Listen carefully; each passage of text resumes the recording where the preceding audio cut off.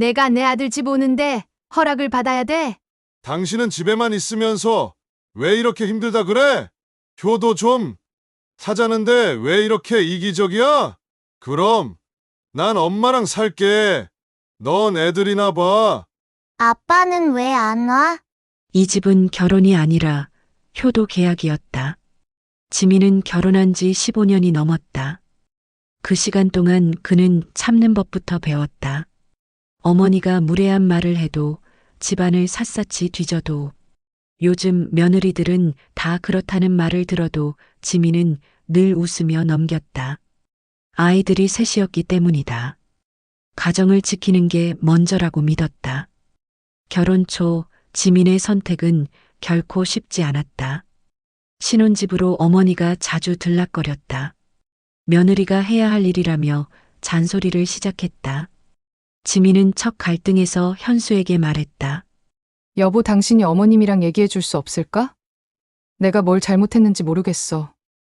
현수는 대수롭지 않게 대답했다. 엄마는 그런 사람이야. 신경 쓰지 마. 내가 처리할게. 하지만 현수가 처리한 적은 단 한 번도 없었다. 둘째가 태어나고 셋째가 태어나면서 지민의 삶은 더 바빠졌다.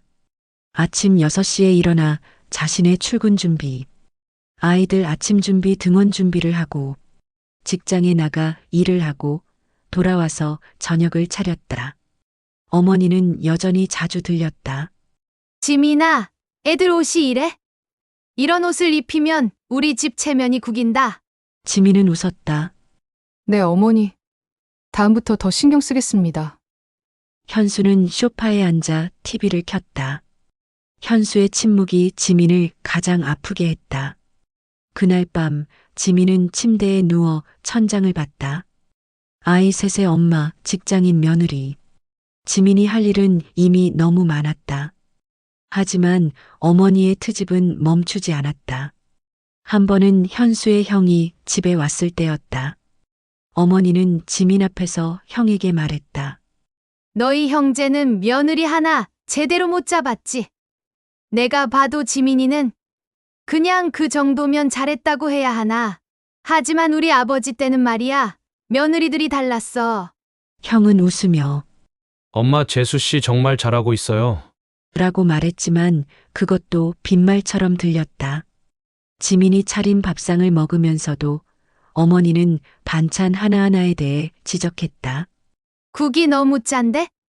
이렇게 하면 남편이 다른 데서 밥을 사 먹겠지. 너 남편 건강 생각 안 하냐? 네, 어머니. 지민의 대답은 항상 같았다. 반박하지 않았다. 설명하지 않았다. 그저 웃고 넘겼다. 왜냐하면 지민은 알았기 때문이다. 말하면 더 커질 것을. 어머니는 집에 오면 늘 냉장고를 열었다. 반찬을 하나하나 꺼내 냄새를 맡고 옷장을 열어 옷을 뒤적였다. 이런 옷을 입고 다니면 남편 체면이 뭐가 돼? 요즘 며느리들은 진짜. 내 때는 철저 있어. 남편이 어떤 옷을 입고 나가는지, 아침에 뭘 먹는지 다 챙겨줬다. 지민은 말하지 않았다. 말하면 더 커질 걸 알았기 때문이다. 하지만 한 번은 달랐다. 회사에서 야근을 하고 집에 돌아온 지민. 어머니는 거실 소파에 앉아 있었다. 어머니 언제 오셨어요? 저녁 때부터 있었지. 지민은 황당했다. 남편에게 연락받지 못했다. 그런데 냉장고가 음식이 좀 부족한 것 같은데 너 뭐 하는 거야? 지민의 피로가 한계에 달했다. 냉장고에는 지난주에 만들어 놓은 반찬들이 있었다. 어머님 미리 오신다고 전화 한 통만 주시면 제가 더 준비해 놓을 수 있어요. 그리고 지금 회사 일도 많고. 뭐? 내가 내 아들 집 오면서 며느리한테 보고해야 돼? 그 말은 마치 지민의 가정이 어머니의 소유물인 양 느껴졌다. 아니에요. 그게 아니라 지금 일이 중요한 시기라서. 지민이 설명하려던 순간 현수가 거실에 나왔다. 엄마가 오셨어? 오래 기다리셨어? 미안해요. 여보, 엄마 진지 맛있게 많이 차려줄 수 있지? 현수는 지민의 말을 듣지 않았다. 지민이 무엇을 하려고 했는지도 관심이 없었다. 어머니에게만 눈을 맞췄다.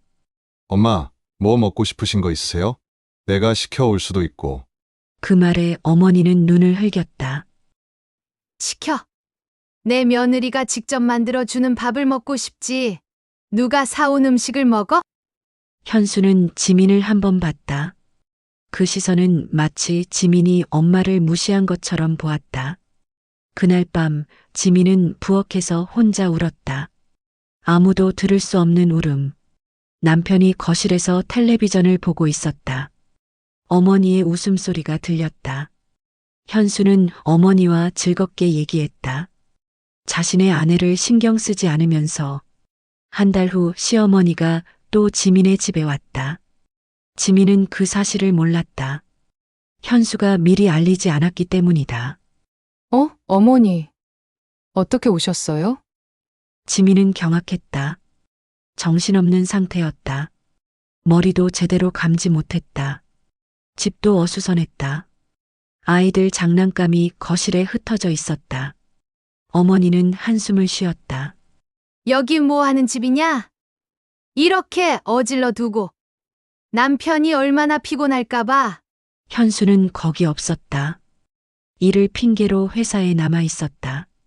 지민은 알았다. 의도적으로 나가 있다는 걸. 그날 밤 지민은 현수에게 화를 냈다. 목소리가 떨렸다. 왜 미리 말 안 했어? 어머니 오신다는 거 알려줬으면 내가 최소한. 현수는 소파에 누워 있었다. 휴대폰을 들었다 놨다를 반복했다. 알았어. 내가 잘못했어. 다음부턴 알릴게. 이게 미안하는 건가? 난 정말 힘들다고. 몸도 힘들고, 정신도 힘들고, 그리고 어머님 오실 때마다 내가 부족한 것처럼. 현수의 목소리가 커졌다. 알겠다니까. 자꾸 같은 얘기만 하면 결혼이 뭐 하는 건데? 내가 엄마를 본 지가 언제인데? 지민은 멈췄다. 목이 메었다. 눈물이 흘렀다. 뭐? 지금 이게 내 잘못인 말이야? 내가 어머니 뵙지 말라고 했어? 아, 모르겠다. 난 일도 많고 힘들어. 엄마도 챙겨야 하고. 넌 그냥 집에 있으면서 왜 이래? 아이들 보고 집안일 하고. 그거 말고 뭐 하는데? 그 말은 지민의 가슴을 후벼파게 했다. 눈물이 더 흘렀다. 내가 집에만 있다고? 나도 회사 다니는데. 그래. 일도 하지. 하지만 시간이 있으니까 아이들도 봐주고 집안일도 하는 거지. 내 입장에서는 너 때문에 일도 제대로 못해. 엄마도 달래야 하고 너도 달래야 하고. 내가 뭘 요구했어? 내가 한 번이라도 당신한테 뭘 해달라고 했어? 내가 직장도 다니고, 아이들도 보고, 집안일도 하는데. 그래서 고마워. 진짜. 근데 이건 결혼이 아니야. 이건 뭐? 이건 뭐가 아니라고? 현수는 침묵했다. 그리고 말없이 방으로 들어갔다. 그의 뒷모습이 점점 작아졌다. 문이 닫혔다. 어느 날 어머니가 어지럼증으로 하루 입원했다. 큰 병은 아니었다. 빈혈 때문이라고 했다. 하지만 형제들은 우르르 모였다. 가족 그룹 채팅은 폭발했다. 엄마가 입원했대. 다들 시간 낼 수 있는 사람들 병원 가자. 현수, 넌 당연히? 맞다. 현수도 빠져선 안 돼. 막내도 책임감 있게. 재수 씨도 오겠지? 엄마 옆에서 잘 챙겨줘. 엄마가 편하실 수 있도록. 지민은 당연하다는 투로 자신의 역할이 정해지는 것을 봤다. 자신은 여전히 당연히 챙겨야 할 사람이었다. 시골집을 정리해 어머니를 도시로 모셨다. 형들의 주도 아래였다. 하지만 실제 노동은 모두 지민의 몫이었다.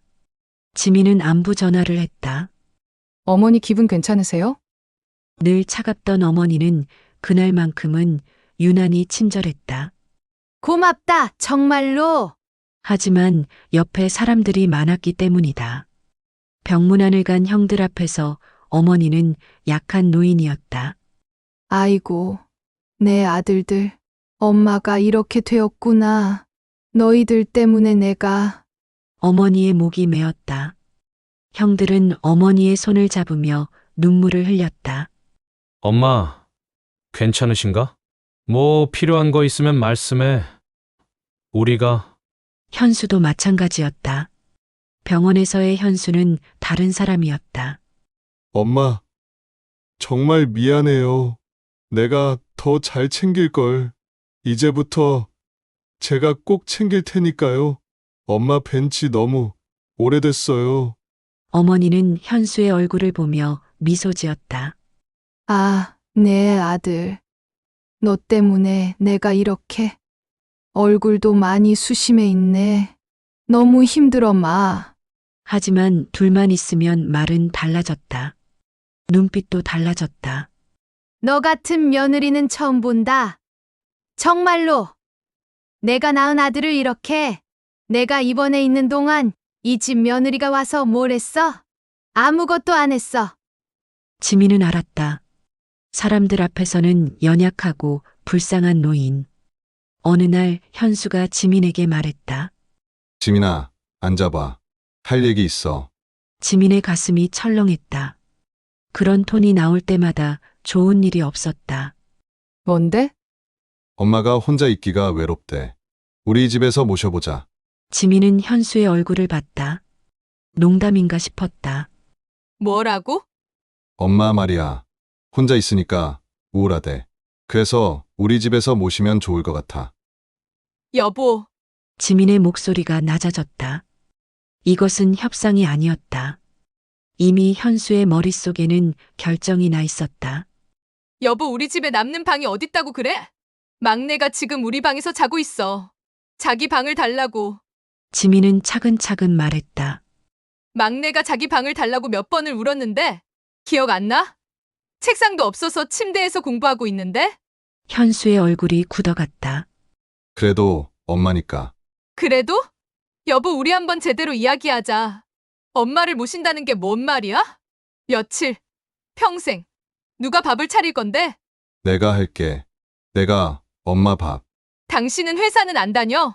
맨날 늦게 들어오잖아. 그럼 누가 아이들 봐? 누가 아이들 숙제 봐주고? 누가 밥 차리고? 지인아, 이건 효도야. 엄마가 나를 낳아주셨고 이 나이에 혼자 있는 것도. 지민이 목소리를 높였다. 효도를 하면 좋지. 정말 좋은 일이야. 근데 우리 가족은? 아이들은? 내일은? 모두 무시하고 효도를 하란 말이야? 왜 이렇게 이기적이야? 엄마는 나이가 들었고 혼자야. 그리고 전에 아파셨잖아. 우리가 챙겨야 할 책임이. 여보, 침실이 조용해졌다. 우리 결혼한 지가 15년이야. 내가 너한테 뭘 요구했어? 아이 셋을 낳고 일도 하면서 집도 챙기고. 지금 한 번만 내 입장을 물어봐 줄 수 없어? 현수는 침묵했다. 답을 해줄 수 없어? 이게 맞다고 생각하는 거야? 그리고 당신들 형은 도대체 뭐 하는데? 당신만 자식이야? 모르겠어. 난 이렇게밖에 모르겠어. 엄마는 내 어머니야. 효도는 그럼 이 결혼은 뭐야? 아이들을 왜 낳은 거야? 나를 아내로 삼은 게 뭐가 목적이었어? 당신 어머니 챙기는 도구야? 현수는 일어섰다. 침대에서 일어나 옷을 입기 시작했다. 뭐 하는 거야? 알겠어. 그럼 난 엄마 옆에 있겠어. 뭐? 지금 뭐 하는 거야? 내가 엄마 집에서 살게. 넌 아이들이나 잘 봐. 여보, 잠깐. 지금 하지만 현수는 이미 옷장에 손을 뻗었다. 옷을 집어넣고 있었다. 당신 지금 뭐 하는 거야? 우리 얘기 좀 제대로 하자. 현수는 지민을 보지 않았다. 여보, 진짜 이건 농담이 아니잖아. 우리 결혼한 지 15년이야. 이렇게. 현수는 침묵했다. 세탁된 옷들을 가방에 넣었다. 짐은 조금만 챙겼다. 마치 시위하듯, 마치 협박하듯. 현수는 문을 닫고 나갔다. 그의 발걸음은 빨랐다. 지민은 그 자리에 서 있었다. 멍하니 침실에 불을 껐다 켰다를 반복했다. 현수는 어머니를 모시고 어머니 집으로 들어가 살기 시작했다. 처음엔 현수의 각오가 대단했다. 자신이 나가 있으면 지민이 꼬리를 내리고 미안해하며 어머니를 모시고 집으로 돌아오라고 할 줄 알았다. 하지만 아내는 꼼짝하지 않았다. 대신 일이 터졌다. 며칠이 지나자 현실이 드러났다. 현수로부터 연락이 들어왔다. 목소리가 지쳐 있었다. 여보. 응? 엄마랑 생활이, 뭐? 밥을 차리는 것도, 생활 패턴을 맞추는 것도 모든 게 부딪혀. 엄마는 늘 말해. 그렇게 하는 거 아니다. 내가 밥을 해도 그렇게 하면 안 돼. 빨래를 해도 세제를 이렇게 써? 아침에 일찍 일어나도 이럴 때는 늦게 자야 된다. 뭘 하든 맞지 않아. 지민은 침묵했다. 이제 알겠다는 듯이 내가 겪은 그것을 남편도 겪고 있다. 지민의 목소리가 차가워졌다. 왜 이제 와서 그런 말을 해? 직접 해보니까 이제야 깨달았어? 아니, 그게 당신은 거기서 어머님이 나한테 그랬던 것들 다 경험하고 있는 거지? 현수는 대답하지 않았다. 여보, 난 15년을 그렇게 살았어. 당신은 겨우 이틀? 사흘? 그것도 인상적인 거야? 지민아. 더 이상 말하지 마. 이제 이해가 되지? 내가 얼마나 힘들었는지. 그리고 당신은 한 번도 내 편이 아니었지. 현수는 집으로 돌아오고 싶었다. 하지만 자존심이 상했다. 그리고 무엇보다 어머니에게 뭐라고 말해야 할지 알 수 없었다. 지민은 말했다. 당신 내려올 때 엄마한테 뭐라고 할 건지 생각해봐. 나한테 해야 할 말도. 형들은 여전히 말만 했다. 아무것도 하지 않으면서 그룹 채팅에 메시지가 올라왔다. 현수야, 엄마 집에서 잘 챙기고 있어? 우리 엄마도 힘들 텐데 막내가 책임져야지. 넌 막내고 엄마가 제일 이뻐하시잖아. 현수가 대답했다. 네, 형들. 저 잘 챙기고 있습니다. 걱정하지 마세요. 하지만 현수는 엄마 집에서 하루 종일 엄마의 잔소리를 들었다. 네가 나를 버리고 집으로 들어가고 싶다고? 엄마, 저 여기 있잖아요. 계속 옆에 있어요. 그년이 엄마 버리고 돌아오라고 시켰지? 엄마, 그런 말씀 마세요. 그런 말 내가 틀렸어? 너는 나한테서 떨어질 생각을 해. 그 여자 때문에. 형들은 여전히 입으로만 위하고 있었다. 아무도 함께 살지는 않았다. 아무도 책임지지 않았다. 현수는 점점 지쳐갔다. 하지만 자존심 때문에 집으로 돌아오지도 못했다. 회사에서도 말했다. 현수 씨, 요즘 일이 손에 안 잡히네. 죄송합니다. 개인 사정이 있어서요. 가정 문제. 이 경쟁 사회에서 그게 핑계가 될 수 있나? 쓸데없는 생각하지 말고 일에 집중해. 현수는 말하지 않았다. 회사도 집도 아무도 자신의 입장을 듣지 않았다. 어느 날 막내가 지민에게 물었다. 엄마, 아빠는 왜 안 와? 지민의 가슴이 철렁했다. 어떻게 답해야 할까? 아빠는 할머니 곁에 계셔. 왜? 아빠가 우리를 싫어해. 아니야. 아빠가 너희를 싫어한 게 아니야. 그럼 엄마를 싫어해. 내가 봤어. 아빠랑 엄마가 싸웠어. 엄마가 울었어. 지민은 눈물을 흘렸다. 막내야. 엄마, 이제 아빠 우리 집에 안 와? 지민은 아이를 안았다. 둘 다 울었다. 그날 밤 지민은 현수에게 메시지를 보냈다. 당신은 언제까지 이럴 거야? 아이들이. 현수는 답장을 하지 않았다. 현수는 지금 상황에서 가고 싶다고 말도 못하고 머리만 아파왔다. 지민은 그제야 깨달았다. 이건 시어머니 문제가 아니었다. 배우자가 자신의 가정을 우선하지 않는 문제였다. 효도는 선택일 수 있다. 하지만 강요되는 순간, 강제되는 순간, 그건 가족을 파괴한다. 효도는 혼자 하는 게 아니다. 가족을 희생시키는 효도는 사랑이 아니라 폭력이다. 그리고 그 폭력에 침묵하는 것도, 방관하는 것도, 합리화하는 것도 모두 폭력에 동조하는 것이다. 지민은 깨달았다. 참음이 미덕이 아니라는 것을, 무한한 양보가 사랑이 아니라는 것을, 그리고 가장 중요한 것은 자신과 자신의 가족을 지키는 것이라는 것을